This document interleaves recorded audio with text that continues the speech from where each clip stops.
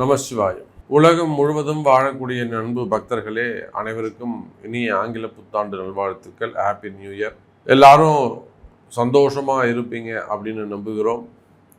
அன்னை வாராகியினுடைய நல்லருள் திருவருள் உங்களுக்கு கிடைக்கட்டும். ஏன்னா இன்னைக்கு நிறைய மக்கள், நிறைய குடும்பங்கள் ஒரு உயர்ந்த சூழ்நிலையில், உயர்ந்த நிலையில் வாழக்கூடிய குடும்பங்கள் கூட ஒரு சில நேரங்களில் தேவையில்லாத மனக்குழப்பங்கள், மன கஷ்டங்கள் இருக்கிறாங்க. ஸோ அவங்க எல்லாருமே வாராகியை நோக்கி வந்து கொண்டிருக்கிறார்கள். அன்னை வாராகி அவங்களுக்கு பல வகையிலும் சொல்கிறது எந்த அளவுக்கு நீங்கள் உணர முடியும் அப்படின்னு நான் நம்புகிறேன். ஏன்னா ஒரு பெரிய மனிதர்கள் கூட, பெரிய தொழிலதிபர்கள் கூட ரொம்ப சிவபக்தர்களாக இருப்பாங்க, ரொம்ப பெருமாள் பக்தராக இருப்பாங்க. சிவனை தவிர வேறு எதுவுமே வணங்க மாட்டாங்க. நானும் அப்படித்தான் இருந்தேன். ஸோ அந்த மாதிரி அன்பர்கள் கூட இப்பொழுது ஒரு பிரச்சனைன்னு வந்தோடனே வாராகி முடிச்சு கொடுக்குறாங்கன்னே ரொம்ப நம்புகிறாங்க. அதே போல் இந்த வருடம் முழுவதும் உங்களுக்கு சிறப்பான முறையில் அமையட்டும்.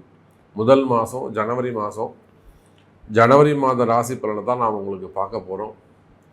ஸோ இந்த சொல்லக்கூடிய ராசி பலன்கள் அப்படியே உங்களுக்கு வருடம் முழுவதும் சுப பலனாக மன மகிழ்ச்சியோடு, மன நிம்மதியோடு, எந்த விதமான தொந்தரவுகளும் இல்லாமல், அதே சமயத்தில் ஒரு வளர்ச்சி உள்ள ஆண்டாக உங்களுக்கு அமைய வேண்டும் என்று நான் என்னுடைய பராசக்தியாக இருக்கக்கூடிய வாராகியை பிரார்த்திக்கிறேன். ஜெய் வாராகி. ஜனவரி மாதத்தை பொறுத்தவரையிலும் மேஷ ராசிக்கு அதிபதியாக இருக்கக்கூடிய காலபுருஷனுக்கு முதல் அதிபதியாக வரக்கூடிய செவ்வாய் பகவான் கடகராசியில் இருக்கின்றார். அதில் இதுவரை நம்ம செவ்வாய் பகவான் அதிச்சாரம் அடைஞ்சு நம்ம பார்த்தது இல்லை. ஆனால் இந்த மாதம் மிதுனத்துக்கு போயிட்டு திரும்பவும் கடகத்துக்கு வரார். செவ்வாய் அஸ்தங்கமாகி நம்ம பார்த்துருப்போம். ரொம்ப ரேர் வக்ரமாகி பார்க்கறது. புதுசாக இப்போது அதிச்சாரத்தையும் நம்ம பார்க்குறோம். அப்போது காலபுருஷனுக்கு முதல் கிரகமாக இருக்கக்கூடிய செவ்வாய் கடகத்திலும், 5ஆம் அதிபதியாக வரக்கூடிய காலபுருஷனுக்கு 5வது வீடு சூரிய பகவான், நவ கிரகங்களுக்கு தலைவனாக விளங்கக்கூடியவர் மகர ராசி மற்றும் கும்ப ராசியிலும் அதே சமயத்தில் ஒரு முக்கியமான கிரக சேர்க்கை இங்கே நடக்க போகுது. ஒரு முக்கியமான கிரக சேர்க்கை இங்கே நடக்குது. என்னன்னு பார்த்தீங்கன்னாக்கா, சூரியன், சுக்கிரன், சனி. ஜனவரி ஒரு 16 தேதிக்கு மேலே எப்போ உங்களுக்கு தை மாதம் பிறக்குதோ அப்போது கும்பத்துக்கு உங்களுக்கு சுக்கிரன் மேலே போயிடுறார், சனியோடு சேர்ந்து கொள்கிறார். அப்போ இந்த சனி சுக்கிரன் சேர்க்கை அது ஒரு அபரிமிதமான ஒரு வளர்ச்சி. சனியும் சுக்கிரனும் பகை கிரகங்கள், ஒன்றுக்கு ஒன்று பிடிக்காது. சனியுடைய கும்பராசி வீடு சுக்கிரனுக்கு பகை வீடு.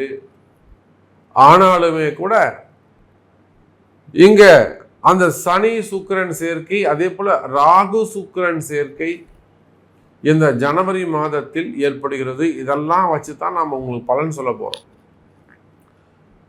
அப்போ அதே போல ராகுவும் கேதுவும் எப்பொழுதும் போல உங்களுக்கு மீனம் மற்றும் கன்னி ராசியில் அமைந்திருக்கிறார்கள். பொதுவாக இந்த வருடம் முழுவதும் 12 ராசி அன்பர்களுக்கும் மிக சிறப்பான முறையில் வாழ்க்கையில் நீங்கள் நினைத்தது எல்லாம் நினைத்தபடி நடக்க போகுது. எத்தனையோ தொந்தரவுகள் அது வாழ்க்கையில் ஏற்படுது.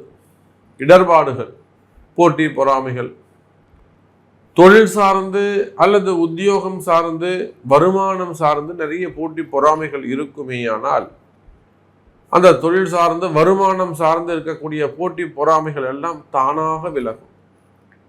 இப்போ எனக்கு கூட ஒரு உதாரணத்துக்கு சொல்கிறேன். எனக்கு ஒரு போட்டி பொறாமை இருக்குது அப்படின்னு வச்சுப்போமே. தொடர்ந்து ஒரு 10 ஆண்டுகளாக அல்லது ஒரு 3 ஆண்டுகளாக எத்தனையோ ஒரு இடர்பாடு ஏற்படுதுனாக்கா, அது கால நேரத்தில் ஒப்படைச்சிடும். முடிஞ்சவர்களும் நம்ம அதுக்கு போராடுவோம். போராடிட்டு வெளியில் அப்படி பார்த்து நிச்சயமாக இந்த பிரச்சனை நம்மளை விட்டு விலகும் அப்படின்னு நான் நினைக்கின்ற பொழுது, எனக்கு தெரியாமலே, என்னை அறியாமலேயே என்னை விட்டு அந்த பிரச்சனை விலகிடும். யார் பிரச்சனை பண்ணுறாங்களோ அவங்க விலகி போயிடுவாங்க. யார் பிரச்சனை செய்கிறார்களோ அந்த எதிரியானவர் தானாகவே இடத்த காலி பண்ணிட்டு போயிடுவார். அப்படி ஒரு மிகப்பெரிய வரத்தை அன்னை வாராகி கொடுத்திருக்கிறார். அதே போல உங்க அனைவருக்குமே கூட இப்பொழுது ஏதேனும் அந்த எதிரிகளுடைய தொந்தரவுகள் இருக்குமே, ஆனால் தேவையில்லாம அதர்மமாக தங்களை துன்புறுத்துவார்களே, ஆனால் அந்த மாதிரியான பிரச்சனைகள் எல்லாம் தானா விலகி நிலையான நிம்மதி கிடைக்கக்கூடிய அற்புதமான வருஷமாகவும் இந்த அடுத்து வரக்கூடிய 12 மாதம் உங்களுக்கு அமைய போகுது. இந்த மாதத்துடைய ஹைலைட்டே பெரிய விஷயம் என்னன்னு கேட்டிங்கனாக்கா, சனி சுக்கிரன் சேர்க்கை, ராகு சுக்கிரன் சேர்க்கை மிகப்பெரிய வரப்பிரசாதமாக அமைய போகிறது என்பதை தெரிவித்துக் கொண்டு வாருங்கள் அன்பர்களே, ஜனவரி மாத ராசி பலனை பார்த்து விடுவோம். அன்பார்ந்த மிதுன ராசி அன்பர்களே, மிதுன ராசி என்பர்களே, இந்த மாதம் ஜனவரி மாதம் உங்க எல்லாருக்குமே நான் பதிவின் தொடக்கத்திலேயே சொல்லியிருக்கேன், எல்லாருக்கும் ஹாப்பி நியூ இயர் சொல்லியிருக்கிறேன், புத்தாண்டு வாழ்த்துக்களை தெரிவித்திருக்கிறேன். அதே போல இந்த மாதம் எப்படி இருக்கோ அதை போலத்தான் 12 மாதமும் இருக்கும் அப்படின்னு ஒரு வாழ்த்துறையும் சொல்லியிருக்கிறேன். அவன் நிச்சயமாகவே மிதுன ராசி என்பர்கள் இந்த ஜனவரி மாதம் உங்களுக்கு சிறப்பான மாதமாக அமையும். காரணம் என்னன்னா, பொதுவாக மிதுன ராசி என்பர்கள் ரொம்ப சிரமப்படக்கூடியவங்க, கஷ்டப்படக்கூடியவர்கள். அந்த சுபத்துவம் இல்லாமல் சனியுடைய பார்வையை தொடர்ந்து பெறக்கூடிய ஒரு ராசியாக அமைகிறது. இந்த மிதுன ராசிக்கு ஏன் சாமி இவ்வளோ கஷ்டம்,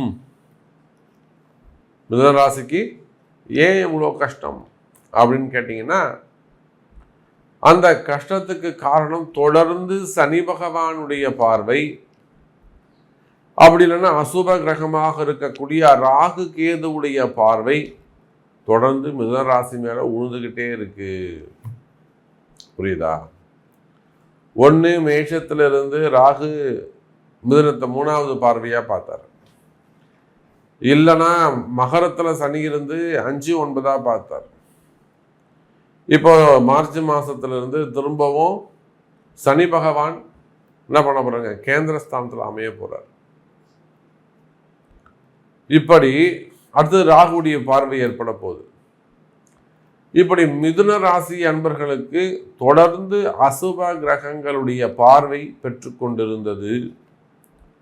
அதனால் இந்த மிதுன ராசி அன்பர்கள் பல உயர்ந்த தலைவர்கள் கூட திக்குமுக்காடி போனார்கள். நிறைய ஒரு சேலஞ்சை ஃபேஸ் பண்ணாங்க. எதிரிங்க ட்விஸ்ட் பண்ணி விட்டே இருந்தாங்க, இவரை வந்து ஸ்க்ரூ பண்ணி விட்டுட்டே இருந்தாங்க, இவரை வந்து நிலைகுலைய செய்தார்கள். நிர்வாகம் பண்ண முடியாத வகையிலுக்கு செஞ்சாங்க. யார்? மிதுன ராசியை நிர்வாகம் செய்ய முடியாத வகையில், அல்லது நன்மை தீமைகளை ஆராய முடியாத, ரிசர்ச் பண்ண யோசிக்க முடியாத வகையில் ரொம்ப சொல் தாக்குதல் நடத்துனாங்க. இவங்க அப்படியே ஒரு மனமயக்கத்தில், மதிமயக்கத்தில் இருக்க மாதிரி நமக்கு என்ன நடக்குதுன்னே தெரியல. ஒரு மனமயக்கம், மதிமயக்கத்திலே இந்த மிதுன ராசி அன்பர்கள் இருந்தார்கள். அப்போ இந்த மாதிரியான அந்த மதிமயக்கம், மனமயக்கம், கடினமான சூழ்நிலை, ஒரு பேச்சுக்கு நம்ம எதிர்த்து பேச முடியாமல் இருக்கிறது, அல்லது ஆளுமை மிக்கவர்கள், அதிகாரத்தில் இருக்கக்கூடியவர்கள் வேணும்னே உங்களை ஏதேனும் செய்வார்களேயானால், தொந்தரவு செய்வார்களேயானால் அவங்களை எல்லாருமே கூட நீங்கள் ஓட விடுறது, தவறு செய்பவர்களை கூட எதிர்த்து துணிந்து எதிர்த்து நின்று பேசக்கூடிய வகையிலே இந்த 2025 ஜனவரி மாதம் அமைகிறது மிதுன ராசி நேயர்களே. இதுக்கு என்ன காரணம்? 3ஆம் அதிபதி என்று சொல்லக்கூடிய அந்த சூரிய பகவான், அவர் தான் அந்த தைரியத்தை கொடுக்கணும். எப்பொழுதுமே மிதுன ராசி அன்பர்களுக்கு மன தைரியம் அதிகம், வில் பவர்னு சொல்லுவாங்க. சார் அவர் வந்து பெரிய 3வது அட்டாக் சார், அவருக்கு 3வது வாட்டி ஹார்ட் ஓப்பன் சர்ஜரி பண்ணுறாங்க. அப்போனா அவருக்கு ரொம்ப வில் பவர் தான் சார் அவர் இருக்கார், வேறு யார் இருந்தாலும் தாங்க மாட்டாங்க. அவருடைய வில் பவர், அவன் மனோ தைரியம், அந்த மன உறுதி, அதுதான் சார் அவரை காப்பாற்றி நிற்குது அப்படின்னு சொல்லுவாங்க. அப்போ அதுக்கு என்ன மன உறுதினா 3ஆம் அதிபதி ரொம்ப சிறப்பா இருக்காருன்னு அர்த்தம். அப்போ இயற்கையாகவே மிதுன ராசி என்பவர்களுக்கு 3ஆம் அதிபதி சூரியன். அந்த சூரியன் 8ஆம் இடத்தில் அற்புதமான முறையில் வீடு நட்பு வீடாகவும் கிரகம் அந்த வீட்டுடைய கிரகம் பகையாகவும் அமைகிறது. அப்ப 3ஆம் அதிபதி 8இல் மறைந்து வீடு கொடுத்த சனி பகவான் 2ஆம் இடத்திலும் அதே சமயத்தில் 6, 12 கூடிய சுக்கிரனோடு இணைகிறார். அந்த 6, 12 சம்பந்தப்படுகின்ற காரணத்தினாலே மிதுன ராசி அன்பர்களே, உங்களுக்கு உடல்நிலை ஆரோக்கியத்தில் ஏதேனும் பிரச்சனைகள் இருக்குமேயானால், ஒரு சிறு சிறு விபத்துக்கள் நடந்திருக்கலாம், ஆக்சிடென்ட் நடந்திருக்கலாம், ஃபயர் ஆக்சிடெண்ட்டாக இருக்கலாம், ரோடு ஆக்சிடெண்ட்டாக இருக்கலாம், வேறு ஏதேனும் விபத்துக்களாக இருக்கலாம், அல்லது வேலை செய்கிற இடத்துல அடிபட்டு இருக்கலாம், மிஷினரிஸ் சம்மந்தப்பட்டது. அப்போ ஏதோ ஒரு சில விபத்துக்கள், அப்படி இல்லைன்னா நேச்சுரலாகவே உடல்நிலை ஆரோக்கிய குறைவுகள், இயற்கையாகவே உடல்நிலை ஆரோக்கிய குறைவுகள், ஒரு ஆப்ரேஷன் வச்சிருக்கலாம், ஆப்ரேஷன் நடந்திருக்கலாம், அது ஒரு மிஸ்டேக் நடந்திருக்கலாம், இல்லைன்னா வந்து ஒரு இந்த நோய் நம்ம மீண்டு வருவோமா என்ற பயம் இருக்கலாம், இந்த நோய் குணமாகுமான்ற பயம் இருக்கலாம், மன பயம், வேறு ஏதேனும் ஒரு பயங்கள் இருக்கலாம். அப்போ ஆயுள் ஆரோக்கியம் சம்பந்தப்பட்ட பிரச்சனைகள் இருக்குமேயானால், நோய்கள் சம்பந்தப்பட்ட பிரச்சனைகள் இருக்குமேயானால், மிதுன ராசி என்பர்களே நோய் நொடிகள் விலகும்.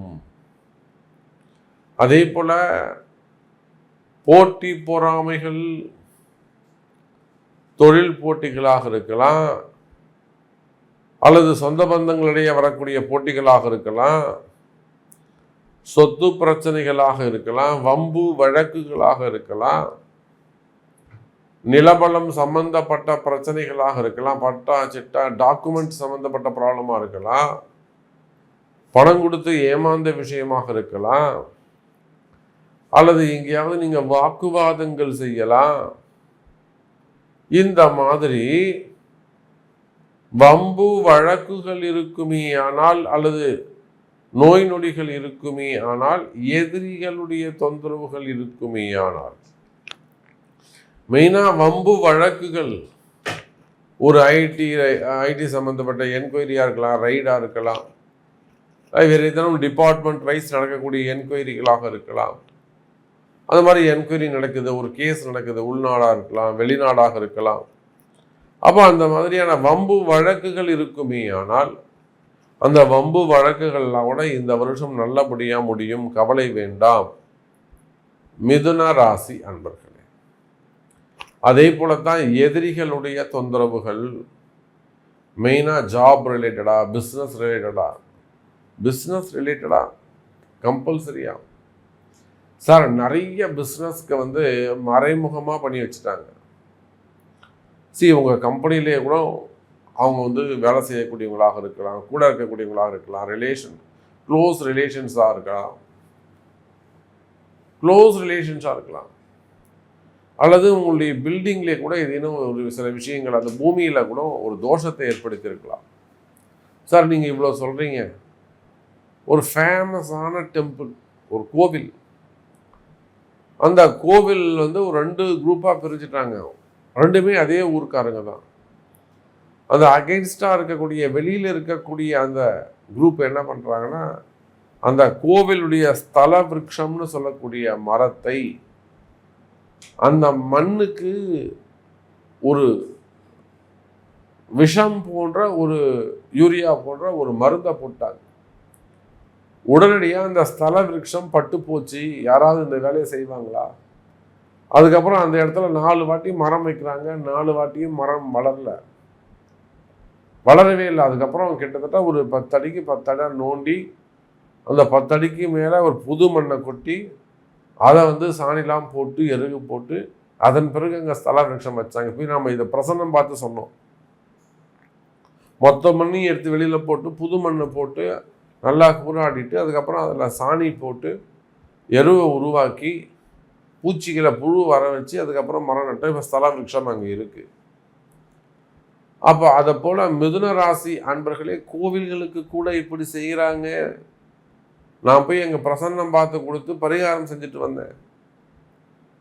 கிட்டத்தட்ட ஒரு 11 நாட்கள் அங்கே தங்கியிருந்து பூஜை பண்ணோம். பார்த்துக்கோங்க. அப்புறம்தான் அந்த கோவிலுக்கே ஒரு விமோச்சனம் கிடைச்சது. அதுபோல் நீங்கள் தொழில் செய்யக்கூடிய இடமாக இருக்கலாம், கடைகளாக இருக்கலாம், அல்லது குடியிருக்கக்கூடிய வீடாக இருக்கலாம், அல்லது பூர்வீக சொத்தாக இருக்கலாம். இப்படி எங்கே இருந்தாலும் உங்களுக்கு எதிரிகளுடைய தொந்தரவுகள் இருக்குமேயானால், செய்வினை போன்ற மறைமுகமான பிரச்சனைகள் இருக்குமேயானால் அந்த மறைமுகமான பிரச்சனைகளும் விலகும். கவலை வேண்டாம் மிதுன ராசி அன்பர்களே. அப்போ மிதுன ராசிக்கு இந்த மாதம் ஜனவரி மாதம் மிக சிறப்பான மாதமாக அமைகிறது. கவலை வேண்டாம் என்பதை சொல்லிக்கொண்டு மீண்டும் வேறொரு அற்புதமான பதிவில் உங்களை சந்திக்கிறேன். நன்றி. நமச்சிவாயம். ஜெய் வராகி. ஜெய் ஜெய் வராகி.